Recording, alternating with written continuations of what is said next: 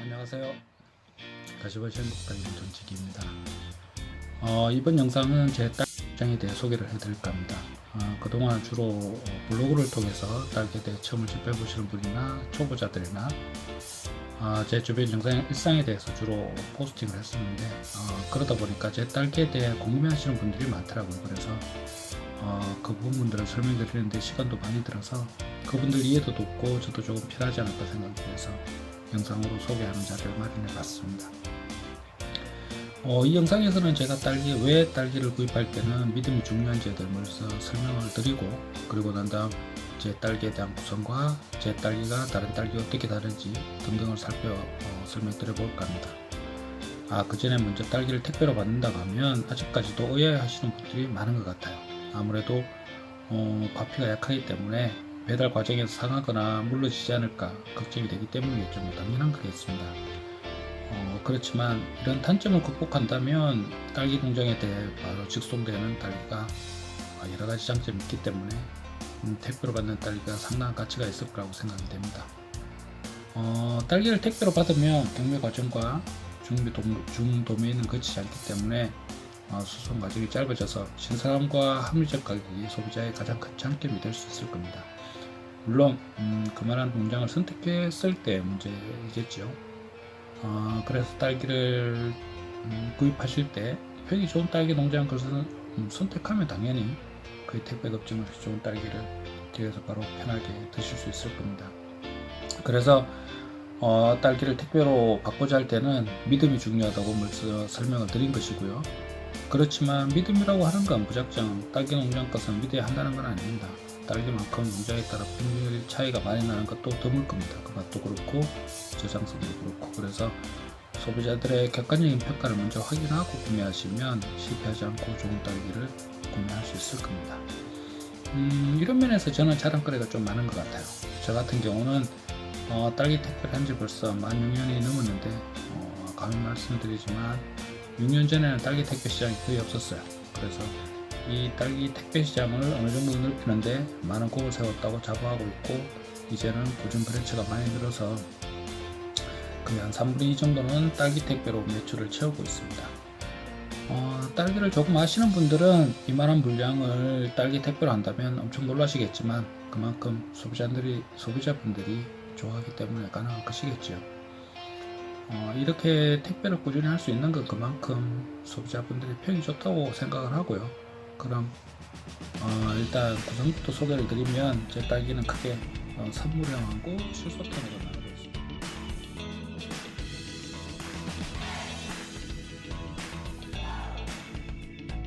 이건 포장을 어떻게 하느냐에 따라 나뉘고 있고요. 선물형은 말 그대로 선물하기 위한 컨셉이고, 실속형은 포장에 들이는 비용을 줄여서 가정에서 조금이라도 부담을 줄일 수 있도록 하는 컨셉입니다.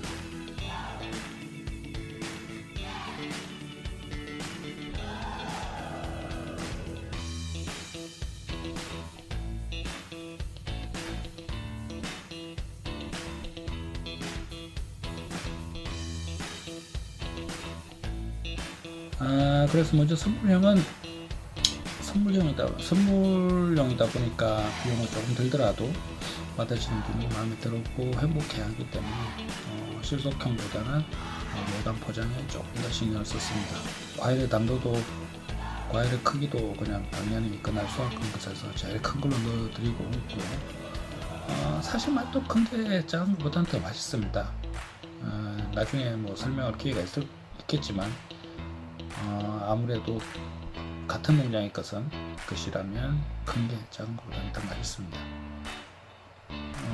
제 선물형 포장은 무게는 한 900g 정도 이상 조금 나가고 있어요. 1kg까지는 조금 안 나오더라고요. 이 선물형은 주로 임산부께 드리는 용도로 많이 나가고 있고, 또 어르신들께 선물을 한다거나 뭔가 성의를 보유할 때 많이 찾으시는 것 같아요. 잘 생각해 보시면 딸기가 선물용으로는 꽤 괜찮은 것 같습니다. 선물치고는 그리 비싸지도 않으면서 고급 과일 이미지가 있기 때문에 기준용품이 생일 표시하는데 이만한 것도 없을 것이라고 생각을 하고요. 실제로 제 고객들 중에는 매년 임원들께 선물하시는 분도 계시고, 자기 직장의 부하 직원들한테 선물용으로 나눠주는 분들도 계셔요.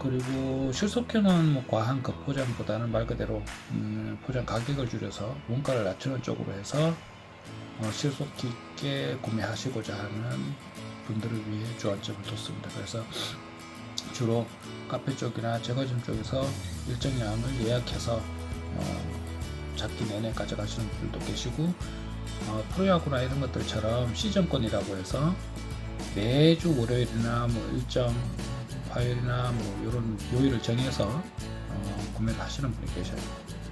그런 분들도 있고, 물론 일반인들 중에는 뭐 그때그때 생각을 하시는 분들, 주문하시는 분들도 많고요. 근데 실속형은 또 세 가지 형태로 나누는데 상, 중 이렇게 세 가지로 나누고 있습니다. 그리고 벌크도 있는데 벌크는 좀 이따 설명을 드리기로 하고요. 특산병은 과일의 크기로 분리를 합니다.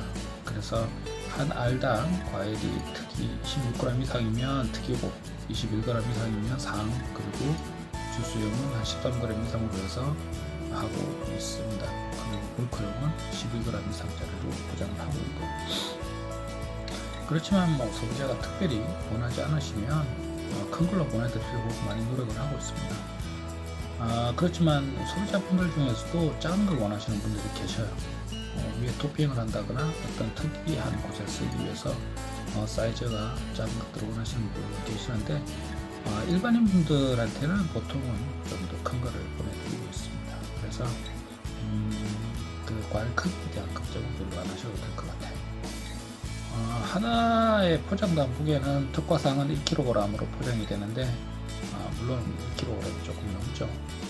그렇지만 주스용은 한 알당 크기가 작기 때문에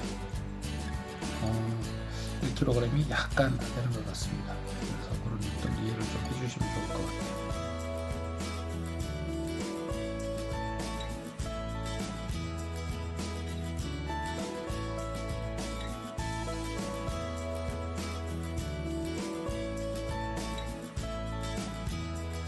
그리고 벌크 컨셉은 사람들이 보통 보면 잼용으로 구입을 하기 위해서 잼을 만들기 위해서 구입을 하시는데, 그렇다고 해서 받으실 때 그 뭉그러지는 것들을 원하시지 않은 분들이 계시고, 벌크를 하다 보니까 당연히 뭉그러지겠죠. 잼용이라서 뭐 전혀 문제가 없을 것도 같지만 소비자분들이 받을 때 그런 부분들에 대해서 좀 우려를 하신다면 사전에 말씀을 드리면 1kg 단위로 해서 다시 포장을 해서 보내드리고 있습니다. 물론 뭐 제 비용이만 조금 더 들긴 하지만 그런 부분들은 감안해서 추가되는 비용은 없게 하고 있습니다. 그러면 가시버시 행복딸기 농장의 딸기가 다른 딸기와 다른 점이 무엇일까요? 이 부분에서 다시 설명을 좀 드려보기로 하겠습니다. 소비자들의 평은 눈과 맛 그리고 배송 상태로만 평가를 하고 있지만, 딸기의 프로라고 자부하고 있는 저 같은 경우는 좋은 딸기를 만드는 과정까지도 프로다워야 한다고 생각을 하고 있습니다. 눈으로 그리고 느낄 수 없는 그 과정이 소비자들에게 믿음을 줄 수 있는 그런 기본이 아닐까 생각을 하고 있고, 그런 의미에서 설명을 드리면 첫째로 가시버시 행복딸기는 GAP 인정을 받았습니다. 제가 블로그에도 여러 번 설명드린 것 같은데, GAP가 어떤 의미냐면 GAP는 우수 안전관리 농산물이라는 것을 인정받았다는 의미입니다. 쉽게 말해서 이 농산물은 드시는 데 전혀 문제가 없고 안전하다고 하는 것을 국가에서 보증하는 것이라는 의미입니다. 이건 유기농이나 친환경과는 조금 구별되는 개념입니다. 유기농이나 친환경은 주변 환경에 친화적인 방법으로 재배를 하기 때문에 어떻게 생각을 하다 보면 안전한 것과는 조금 거리를 둘 수는 있어요. 그렇지만 GAP는 안전이라는 개념을 도입을 하는 거기 때문에 안심하고 드실 수 있는 그런 방향의 인정 제도입니다.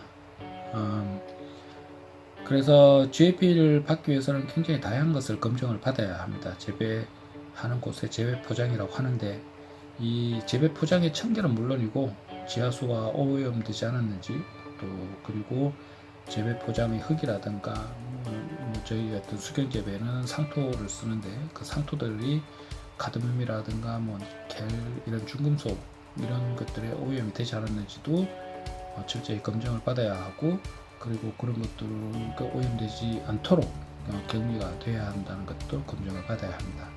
그리고 수확하는 데 필요한 도구들도 모두 청결해야 하고요. 물론 포장하는 환경도 청결해야 하고 주변 농장도 깔끔히 정리되어 있어야 합니다. 이런 부분들을 품질관리원이라든가 이런 곳에서 수시로 와서 점검을 하기 때문에 굉장히 까다로운 절차 중에 하나입니다. 그래서 간단하게 말씀드리면 작물을 재배하고 수확하고 출하하는 모든 과정에서 인간에게 해가 될 만한 요소들을 파악을 하고 오염 가능성을 제거하여서 소비자에게 안심하고 섭취할 수 있게 하는 그런 과정을 GAP라고 합니다. 둘째로 청결을 합니다. 물론 GAP 인정을 받았기 때문에 재배 포장을 철저하게 청결하게 유지한다는 것은 당연한 것이겠죠. 그렇지만 다시 한번 강조한다는 의미에서 다시 한번 말씀을 드립니다. 그리고 셋째로 과학적 영농을 실천을 하고 있습니다. 이 말은 맛도 있고 저장성도 있고 좋은 한마디로 품질이 좋은 딸기를 만들기 위해서는 모든 영양을 집중해야 합니다. 그렇지만 무조건 집중한다고 해당되는 것이 아니고 어떤 딸기 생리에 맞는 이론적 바탕으로 해서 거기에 따라서 재배를 접근을 해야지 이런 모든 것들이 가능을 합니다. 무슨 의미냐면 딸기는 재배하는 농가마다 품질의 차이가 굉장히 크게 나는 과일 중에 하나입니다. 아마 제가 볼 때는 어떤이라고 생각을 합니다만, 딸기는 굉장히 민감한 작물이어서 재배 기술에 따라서 크게 차이가 나는데, 그 재배 기술은 이론적으로 딸기의 생리를 이해하고 그 이해한 것을 제대로 적용할 때 가능한 것입니다. 기본적으로 기존에 해오던 관행적인 방식으로 해서 만들다면 좋은 딸기를 만든 것이 아니라 딸기의 특성이 이해하고 딸기가 요구하는 것을 읽어서 그에 따라 적절히 환경을 조절을 해줘야 좋은 품질의 딸기가 가능한 것입니다. 간단한 얘기 같지만 이건 1차원적인 문제가 아니라 다차원적인 방정식과 같습니다. 1차원적인 문제는 어떤 문제가 단일한 시각에서 보면 쉽게 해결될 수 있는 그런 문제 같지만, 딸기가 다차원이라고 하는 이유는 하나만 가지고는 좋은 품질의 딸기를 만들기가 어렵다는 것이기 때문입니다. 대표적으로 고려해야 될 요소들은 광의 세기, 그러니까 햇볕의 양을 말하는 겁니다. 그 다음에 물의 양, 그 다음에 비료의 양, 이산화탄소의 양, 시기나 또는 시간별 온도와 습도 이런 것들, 그 다음에 해의 길이, 그러니까 해가 비치는 시간 말하는 거죠. 그리고 공기가 흐르는 세기, 그런 것들도 고려를 해야 하기 때문에 너무나 많아서 어느 하나에 포커스를 맞추면 이게 밸런스가 깨지기 때문에 좋은 품질의 딸기를 만들 수 없습니다. 그래서 이런 모든 것들을 종합적으로 고려를 해서 나한테 가장 좋은 환경을 맞추는 것이 굉장히 중요합니다. 그래서 이런 것들은 이론을 모르면 균형을 잡기가 매우 어렵습니다. 왜냐하면 각 그 구성 요소들마다 어떤 적절한 양이라든가 색이라든가 그런 기준이 있는데, 그 기준들을 초과를 한다거나 너무 모자란다거나 하면 안 되잖아요. 그렇지만 이런 것들을 적절하게 맞출 수 있으면 굉장히 좋은 딸기를 만들 수 있습니다. 맛도 좋고 저장성도 좋고.